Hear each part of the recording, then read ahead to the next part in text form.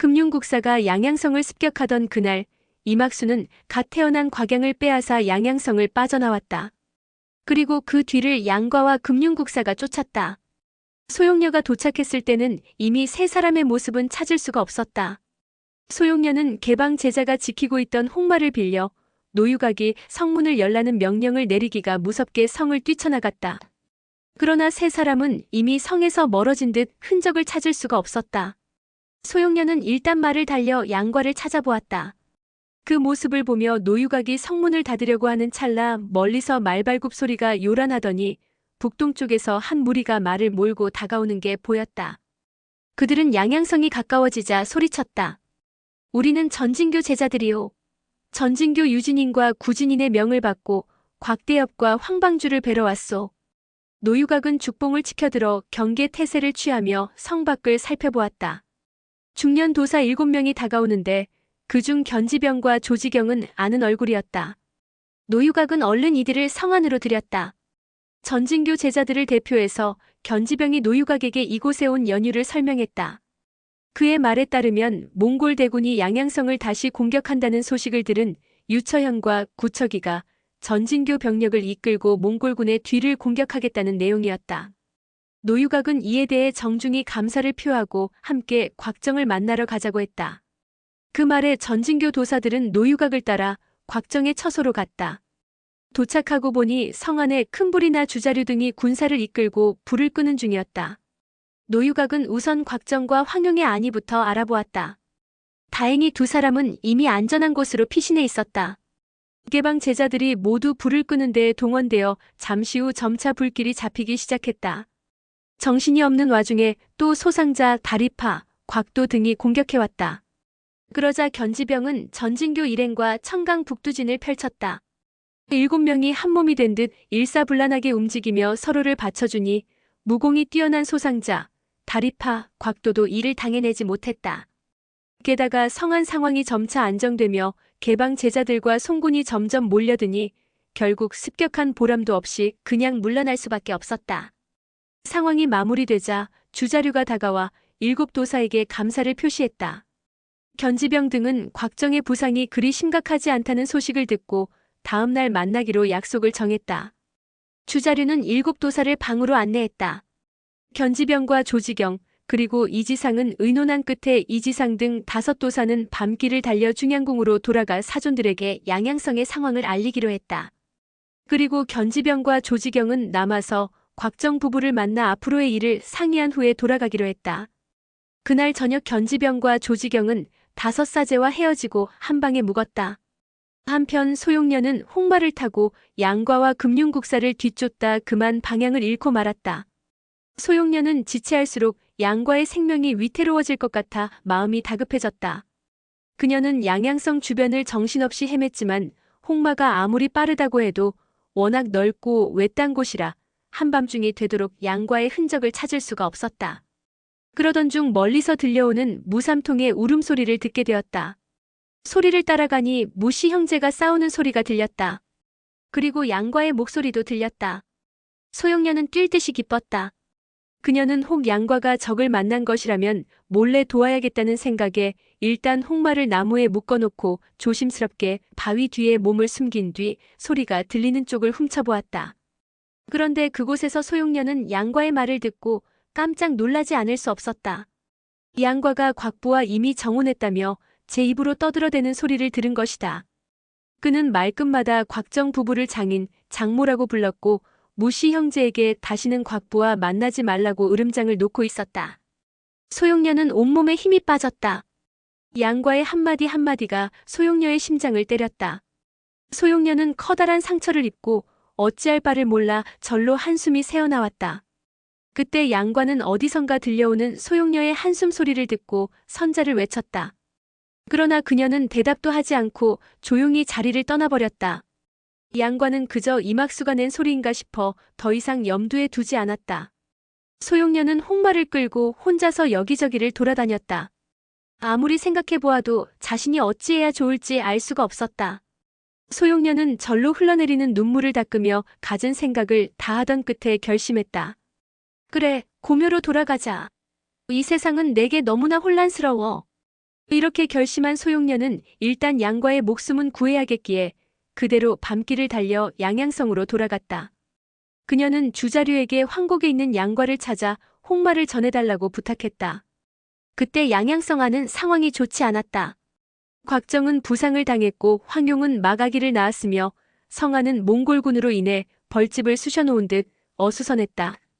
그런 와중에 소용녀가 홍마를 끌고 와서는 양과를 홍마에 태워 절정곡에 보내야 한다고 했다. 그리고 이제 막 태어난 곽정의 둘째 딸을 데려가 해독약을 얻어야 한다는 등의 이야기를 하니 모두가 그 말뜻을 제대로 이해하지 못했다.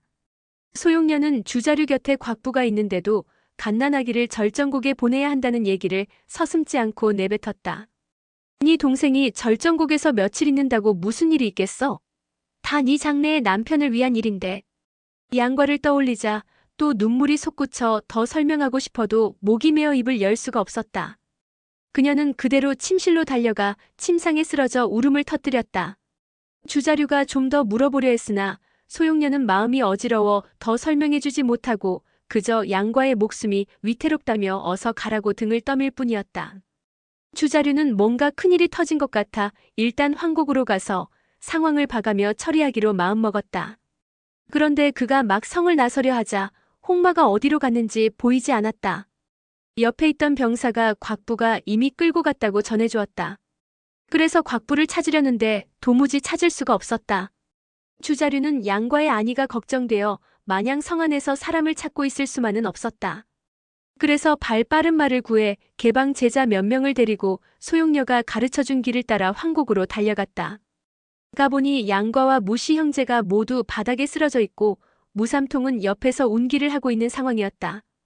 양과와 무시 형제는 겨우 가쁜 숨을 몰아쉬고 있었다. 더 지체하면 생명이 위태롭다더니 정말이었군. 주자류는 이들을 일으켜 양양성으로 데리고 왔다. 그리고 마침 사숙인 천축승이 양양성에 와 있어서 그에게 치료를 맡겼다. 한편 소용녀는 침상 위에 엎드려 한참을 울었다. 생각할수록 마음이 찢어질 듯 아팠다. 쉼없이 흘린 눈물 탓인지 옷소매가 이미 흥건하게 젖었다. 마른 수건을 꺼내기 위해 손을 허리춤으로 가져가는데 손에 숙녀검이 만져졌다. 이 검은 군자검과 한 쌍이니 광낭자에게 줘야겠구나. 소용녀는 눈물 자국을 지우지도 않고 곽부에게 달려갔다. 때는 한밤중 곽부도 이미 잠자리에 든 후였다. 그러나 소용녀는 지체하다가는 또 자기 마음이 바뀔 것 같아 문을 열고 들어갔다. 그리고 잠이 덜 깬 그녀에게 검을 내밀며 이 검이 양과가 가진 검과 한 쌍이라고 말해주었다. 그리고 부부가 되면 행복하게 잘 살라는 말도 빼놓지 않았다. 곽부는 얼떨결에 듣고는 있었지만 무슨 소린지 통 알 수가 없었다. 뭐라고 하는 거죠? 무슨 말을 하는지 전혀 못 알아듣겠어요. 그러나 소용녀는 고개도 돌리지 않고 그대로 방을 나갔다. 소용녀는 어느덧 정원에 들어가 있었다. 활짝 핀 장미꽃의 은은한 향기가 코끝에 스며왔다. 그러자 종남산에서 양과와 꽃덤불을 사이에 두고 옥녀심경을 함께 수련하던 때가 생각났다. 그러나 이제는 그와 같은 친밀한 관계를 지속할 수가 없다고 생각하니 절로 한숨이 나왔다. 그때 갑자기 정원 옆에 있는 방에서 누군가 외치는 소리가 들렸다. 남의 집에 손님으로 와서 왜 또 소용녀 이야기를 꺼내는 겁니까? 그 소리에 소용녀는 깜짝 놀라 우뚝 멈춰섰다. 누가 내 얘기를 하는 거지? 뒤이어 또 다른 사람 목소리가 들렸다. 우리 둘이 있는데 못할 건 뭔가? 자네는 매일 밤 그녀의 가냘프고 사랑스러운 몸을 안고 싶을 것 아닌가? 그날 밤처럼 천으로 눈을 가리고 혀를 찍혀 꼼짝도 못하는 사이에 자네가 하고 싶은 짓을 마음껏 하고 싶은 것 아니냔 말일세. 종남산 꽃밭에서 보낸 황홀한 시간을 그리워하는 거야 당연지사 아닌가? 그 소리를 듣자 소용녀는 가슴이 철렁 내려앉으며 온몸에 소름이 돋았다. 그날 밤 내가 양과인 줄 알고 안겼던 남자가 과가 아니라 저 망할 도사란 말인가? 아니야, 절대 그럴 리가 없어. 두 사람의 목소리는 분명 견지병과 조지경이었다. 소용녀는 살금살금 창문 곁으로 다가가 귀를 대고 그들의 이야기를 엿들었다. 두 사람의 목소리는 점차 낮아졌지만 소용녀가 워낙 가까이 있는지라 똑똑히 알아들을 수 있었다. 제가 그런 짓을 한 건 물론 100번이고 1000번이고 잘못한 일입니다. 하지만 선녀 같은 용낭자의 모습을 보고부터는 낮이고 밤이고 그녀만 생각했습니다. 그런 저 자신을 저도 어찌할 수가 없었습니다. 그날 밤 그녀가 꽃밭에 누워있는 걸 보니 더 이상 저를 억제할 수가 없더군요. 그런데 그녀는 제가 입을 맞추고 몸을 만져도 전혀 저항하지 않고 오히려 저를 이끌고, 견지병은 마치 꿈이라도 꾸는 양 목소리가 점점 부드러워졌다. 밖에서 듣고 있던 소용녀는 머리가 멍해지며 온몸에 힘이 빠졌다. 정말 저절한 말인가? 내가 사랑하는 과가 아니고. 아니야. 절대 아니야. 거짓말일 거야. 그날 틀림없이 과였어. 그때 견지병의 목소리가 계속 들려왔다. 제 마음속에 있는 그녀는 선녀입니다. 그런데 제가 어찌 그녀가 알지 못하는 사이에 그 고귀한 몸을 더럽혔을까요? 제가 앞으로 무엇을 하더라도 그 죄를 씻을 수는 없을 겁니다. 그녀가 이곳에 있다는 소식을 들었을 때 그녀를 만나 저를 죽여달라고 부탁하고 싶었습니다. 연유는 말하지 않고 그저 죽여달라고 할 생각이었습니다. 죽음만이 제가 지은 더러운 죄를 씻을 수 있습니다. 그렇다고 죄가 아주 없어지지는 않겠지요. 말이 끊기더니 잠시 뒤 목 놓아 우는 소리가 들려왔다. 또 쾅쾅하고 벽을 때리는 소리가 이어졌다. 소용녀가 방 안을 살짝 들여다보니 견지병이 머리를 벽에 찍고 있었다. 나는 죽어야 해요. 무슨 벌이라도 달게 받겠어요. 제발 그녀의 이름만은 그렇게 함부로 들먹이지 말아주세요. 하룻밤 사이에 연달아 불행한 일이 터지자 소용녀의 가슴은 갈기갈기 찢어졌다. 그녀는 그저 망연자실하게 창밖에 서 있었다. 잠시 후 조지경의 비웃는 듯한 웃음소리가 들렸다. 우리같이 수도하는 사람은 한번 흔들리기 시작하면 더 이상 발전이 없는 법이지. 그래서 사제에게 자주 소용녀 이야기를 한 것이야. 다 사제의 무공 수련을 위해 그런 것이란 말이야. 그러자 견지병의 목소리가 높아졌다. 제가 그 속셈을 모를 것 같습니까? 사형은 나를 질투하고 또 양과를 미워합니다. 이 일을 까발려 그 두 사람이 헤어지도록 할 생각이었겠지요. 견지병의 말에 조지경도 언성을 높였다. 내 그 짐승 같은 놈을 단단히 한번 혼쭐 내주지 않으면 평생 분이 풀리지 않을 것이다. 그런데 그놈이 언제 그렇게. 조지경의 말이 끊기자 견지병이 비웃듯 말했다. 양과의 무공이 그렇게 강한데 사형이나 제가 상대가 되겠습니까? 그 말에 조지경이 쓴웃음을 지었다. 두고 봐라. 무슨 수를 쓰든 내 절대 그놈을 그냥 두지 않을 것이니 그놈의 두 다리를 분질러 놓든지 아니면 손을 잘라버리든지 그것도 아니면 죽지도 살지도 못하게 만들어 놓고 말 것이다. 그때 용랑자가 옆에서 지켜보도록 하는 것도 재미있겠군. 그 말에 소용녀는 오싹 소름이 돋았다. 다른 때라면 당장 창을 부수고 뛰어들어가 두 사람의 목숨을 끊어놓았을 테지만 지금은 온몸에 힘이 빠져 팔다리를 움직일 수가 없었다. 그동안 조지경은 견지병의 약점을 잡고 괴롭혀왔다. 그는 자기가 중양궁에 이 사실을 알리기만 하면 전임 장교였던 유사백이나 지금 장교를 맡고 있는 구사백은 어쩔 수 없이 견지병의 목을 벨 것이란 걸 알고 있었다. 그러면 3대 수제자 자리는 자신에게 돌아갈 것이다. 그런 이유 때문에 견지병도 갖은 수모를 당하면서도 조지경에게 반항하고 대들지 못했다. 조지경은 오늘 견지병을 확실히 눌러놓을 생각에 한 걸음 앞으로 나서며 일장을 날렸다. 조지경이 공격하리라고 생각지 못한 견지병은 적잖이 당황하며 우선 고개를 숙여 공격을 피했다. 그러나 조지경의 공격이 견지병의 뒷덜미에 맞았다. 견지병은 몸이 기우뚱하며 하마터면 넘어질 뻔했다. 그는 화가 치밀어 그대로 장검을 뽑아들고 달려들었다. 그러자 조지경이 옆으로 비켜서며 쓴웃음을 지었다. 그래도 내게 덤빌 용기는 남아있었나 보군. 그러면서 조지경도 검을 뽑아들었다. 견지병은 조지경을 노려보며 낮은 목소리로 중얼거렸다. 사형에게 이렇게 시달리느니 오늘 둘 중 하나가 죽는 게 낫겠소. 그 말과 동시에 견지병의 움직임이 빨라졌다. 같은 무공을 배운 두 사람은 서로 실력 차이가 별로 나지 않았다. 그러나 견지병은 울분이 쌓여 있어 상대와 함께 죽을 각오로 덤볐고 조지경은 상대가 죽지 않을 만큼만 혼내주고 싶었다. 이처럼 서로 마음가짐이 다르다 보니 30여 초씩을 겨룬 후에는 조지경이 구석으로 몰리게 되었다. 그때 개방 제자가 이 사실을 곽부에게 알려 곽부는 서둘러 옷을 걸치고 달려갔다. 가장 먼저 곽부의 눈에 들어온 건 창밖에 서 있는 소용녀였다. 곽부가 소용녀를 불렀지만 그녀는 넋이 나간 듯 멍하니 서서 아무런 반응이 없었다. 그러자 곽부는 무슨 일인지 궁금해 방으로 들어가지 않고 소용녀 곁으로 다가갔다. 방 안에서는 검이 서로 부딪히는 소리와 함께 조지경이 쉴 새 없이 내뱉는 지저분한 말이 흘러나오고 있었다. 모두 소용녀에 관한 이야기였다. 그래, 소용녀를 홀딱 벗겨 품에 안으니 그렇게 좋더냐? 곽부가 듣고 있자니 너무 참담해 더 들을 수가 없었다. 그녀는 얼른 고개를 돌리고 자리를 뜨려다가 문득 소용녀를 쳐다보았다. 눈에 초점을 잃은 채 망연자실 서 있는 모습이 어쩐지 이상했다. 두 사람이 하는 말을 듣고 화를 내는 것 같지도 않았다. 저 사람들의 말이 정말인가요? 혹시나 하는 마음에 곽부가 물어보자 뜻밖의 소용녀는 고개를 끄덕였다. 모르겠어요. 아마 정말인가 봐요. 그 말에 곽부는 경멸의 눈초리로 소용녀를 쏘아보더니 콧방귀를 뀌고는 뒤도 돌아보지 않고 가버렸다. 방 안에서 한창 싸우던 두 사람도 밖에서 나는 인기척을 느끼고 싸움을 멈추었다. 밖에 누구냐? 그러자 소용녀가 가만히 그 자리에 선 채 천천히 대답했다. 저예요. 소용녀. 그 말에 견지병은 등골이 서늘해지며 마치 나무 토막처럼 굳어버렸다.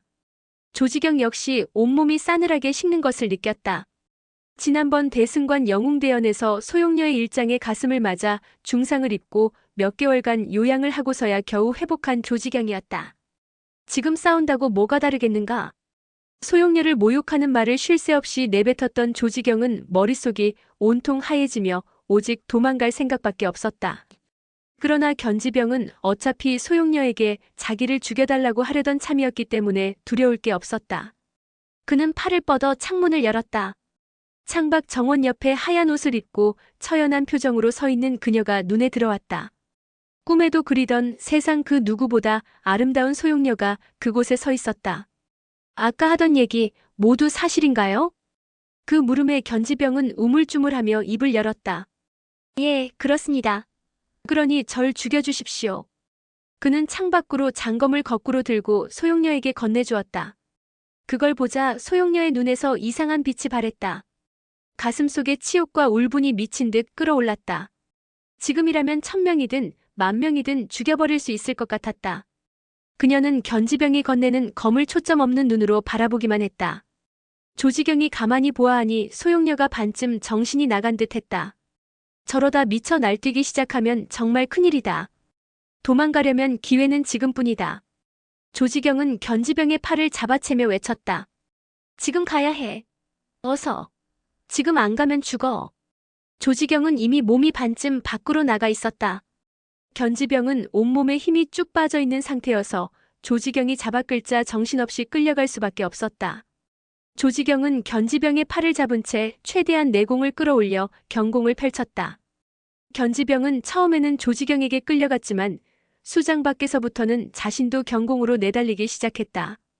두 사람은 오랜 세월 무공을 수련한 몸이어서 금세 성문에 닿을 수 있었다. 성문 옆에는 개방 제자 10여 명이 광군들과 순찰을 하고 있었다. 의들을 이끄는 개방 제자는 견지병과 조지경을 알아보고 다가왔다. 그는 두 사람이 급한 일이 있어 성을 나가야 한다고 이야기해서 마침 밖에 적병도 없는 터라 순순히 성문을 열어주었다. 성문이 열리자마자 두 사람은 번개처럼 그 사이를 빠져나갔다. 경공술이 대단하군. 속 모르는 개방 제자는 두 사람의 뒷모습을 바라보며 감탄했다. 그리고 막 성문을 닫으려는 순간 갑자기 하얀 그림자가 번득이더니 누군가 성 밖으로 뛰쳐나갔다. 개방 제자가 누구냐고 외쳤을 때는 이미 그림자도 보이지 않았다. 얼른 뛰어나가 멀리 내다보았으나 동이 터오는 듯 희뿌연 여명만 하늘을 채울 뿐 사람 모습은 보이지 않았다. 함께 있던 사람들에게 물어보아도 모두 고개만 저을 뿐 아무것도 보지 못했다고 말했다. 그는 두 눈을 비비며 얼이 빠진 듯 중얼거렸다. 귀신을 본 건가? 그러고는 연일 순찰을 도느라 눈이 피곤해 헛것을 본 것이라 생각하며 성문을 닫았다. 한편 견지병과 조지경은 멈추지 않고 면리를 내달리고서야 조금 속도를 늦추었다. 조지경은 소매를 들어 이마에 송골송골 맺힌 땀을 닦으며 생각했다. 정말 위험했다. 그러면서 무심코 온 길을 돌아본 그는 무릎에 힘이 빠지며 쓰러질 뻔했다. 10여 장 뒤에서 하얀 옷을 입은 여자가 자신을 바라보고 서 있었던 것이다. 분명 소용녀였다. 충분히 따돌렸다고 생각했는데 벌써 뒤따라왔단 말인가? 그런데도 어찌 뒤쫓아오는 낌새조차 눈치채지 못했단 말인가? 혼비백산한 그는 다시 견지병의 팔을 끌고 미친 듯 내달렸다. 한참을 달린 뒤 고개를 돌려보니 소용녀가 여전히 그들의 뒤에 서 있었다. 조지경은 또다시 도망쳤다. 이제 뒤를 돌아볼 여력도 없었다. 매번 놀라다 보니 다리에 힘이 빠져 더는 달릴 수가 없었다. 견사제 용낭자가 우릴 죽이려고 했다면 벌써 죽였을 걸세. 그런데 이렇게 따라오기만 하는 걸 보니 분명 다른 생각이 있는 게 틀림없어. 그 말에 견지병이 되물었다. 다른 생각이라니요? 잠시 생각하던 조지경이 말했다. 내 생각에는 우리를 잡아서 천하 영웅들 앞에 세울 생각인 것 같아. 우리가 한 짓을 천하에 알리고 전진교를 욕보이려는 것이겠지. 그 말에 견지병은 가슴이 철렁 내려앉았다. 어차피 소용녀 앞에 무릎 꿇고 그녀의 칼에 죽어 죄를 씻을 생각을 하던 견지병이었기에 소용녀 손에 죽는 건 상관없었다. 그러나 어려서부터 자기를 키워주고 가르쳐준 구척이에 대한 은혜는 죽어도 잊을 수 없었다. 자기 때문에 전진교의 명성에 금이 가는 일은 절대 있어서는 안 되는 일이었다. 이런 생각을 하니 등골이 오싹해지며 다리에 힘이 들어갔다. 그리고 조지경과 함께 있는 힘을 다해 뛸 수밖에 없었다. 오늘의 영상은 여기까지입니다. 영상이 도움이 되셨다면 구독과 좋아요, 알람 설정 부탁드립니다. 시청해주셔서 감사합니다.